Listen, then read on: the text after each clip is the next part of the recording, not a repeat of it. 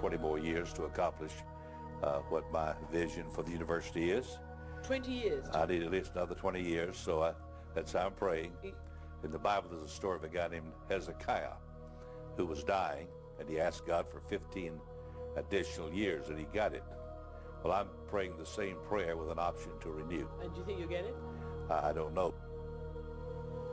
Christian Amanpour talking to the Reverend Jerry Falwell several months ago, hoping for more years on his life. Reverend Falwell, of course, died today after a life of faith and controversy. We've heard many voices in the last hour and a half discussing Falwell's life and his legacy. Here on 360, we believe in giving all sides a chance to air their views. You, the viewer, can come to your own conclusions. In a moment, we'll hear from Franklin Graham, the son of Billy Graham, who has fond memories of Jerry Falwell as a friend and a pastor. First, a very different point of view, though, a representation of another side of viewpoint toward Jerry Falwell from author and outspoken atheist Christopher Hitchens. He's the author of God is Not Great, How Religion Poisons Everything. I spoke to him earlier in the program. Christopher, I'm not sure if you believe in heaven, but if you do you think Jerry Falwell is in it? No, and I think it's a pity there isn't a hell for him to go to. What is it about him that brings up such vitriol? The empty life of this ugly little charlatan proves only one thing, that you can get away with the most extraordinary offenses to morality and to truth in this country if you'll just get yourself called reverend. Who would, even at your network, have invited on such a little toad to tell us that the attacks of September the 11th were the result of our sinfulness and were God's punishment if they hadn't got some kind of clerical qualification? People like that should be out in the street shouting and hollering with a cardboard sign and selling pencils from a cup. The whole consideration of this horrible little person is offensive to very, very many of us who have some regard for truth and for morality and who think that ethics do not require that lies be told to children by evil old men. That we're not told that people who believe like Falwell will be snatched up into heaven, where I'm glad to see he skipped the rapture, just found on the floor of his office, while the rest of us go to hell. How dare they talk to children like this? How dare they raise money from credulous people on their huckster-like Elmer Gantry radio stations and fly around in private jets as he did, giggling and sniggering all the time at what he was getting away with.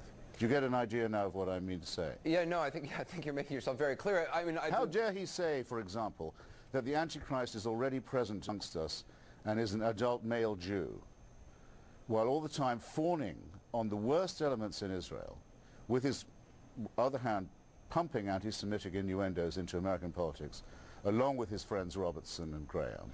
And yet there are... encouraging the most extreme theocratic fanatics and maniacs on the West Bank and in Gaza not to give an inch of what he thought of as Holy Land to the people who already live there, undercutting and ruining every Democrat and secularist in the Jewish state in the name of God. He's done us an enormous, enormous disservice by this sort of demagogy. What do you think it says about America and politics in America that he was so successful in mobilizing huge swaths of the country to come out and vote? I'm not certain at all that he did deserve this reputation. You don't think he does? Well, I'm not certain that he was a mobilizer. We certainly hoped to be one. Well, the fact is that the country suffers to a considerable extent from paying too much by way of compliment to anyone who can describe themselves as a person of faith.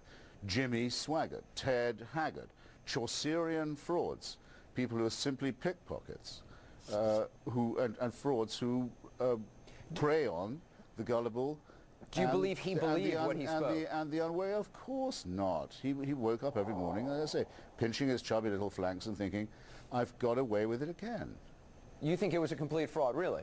Yes. You don't believe that, I mean, in his reading of the Bible, you don't think he was sincere in his, I mean, whether you agree or not with his reading the Bible, you don't think he was sincere in what he spoke?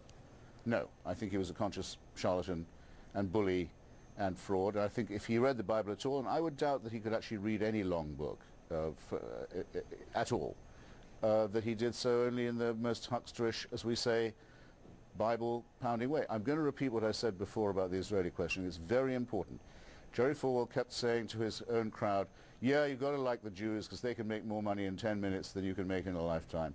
He was always full, as his friends Robertson and Graham were of anti-Semitic innuendo, yet in the most base and hypocritical way he encouraged the worst elements among Jewry. He got Menachem Begin to give him the Jabotinsky Medal, celebrating an alliance between Christian fundamentalism and Jewish fanaticism that has ruined the chances for peace in the Middle East. Lots of people are going to die and are already leading miserable lives because of the nonsense preached by this man. The book is God is Not Great. Christopher Hitchens, appreciate you being on the program. Thanks for having me.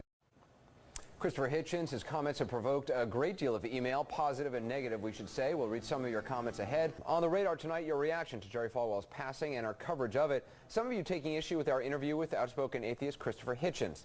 Lindsay in Indianapolis writes us, I hope you'll apologize to America for allowing someone on your show that would call this man a toad, as Mr. Hitchens said, or Hitcherson as she's called him. What would people think if I came on national television calling Ellen DeGeneres a lesbian toad? Lindsay, I'm not sure what Ellen DeGeneres has to do with it, but we believe in presenting multiple points of view on 360. You seem to assume that I agree with all the guests that I have on. I don't, but I don't think that really matters. What I think doesn't really matter. We invite people on if they have legitimate points of view. Falwell was certainly a divisive figure, and we thought it important to hear why.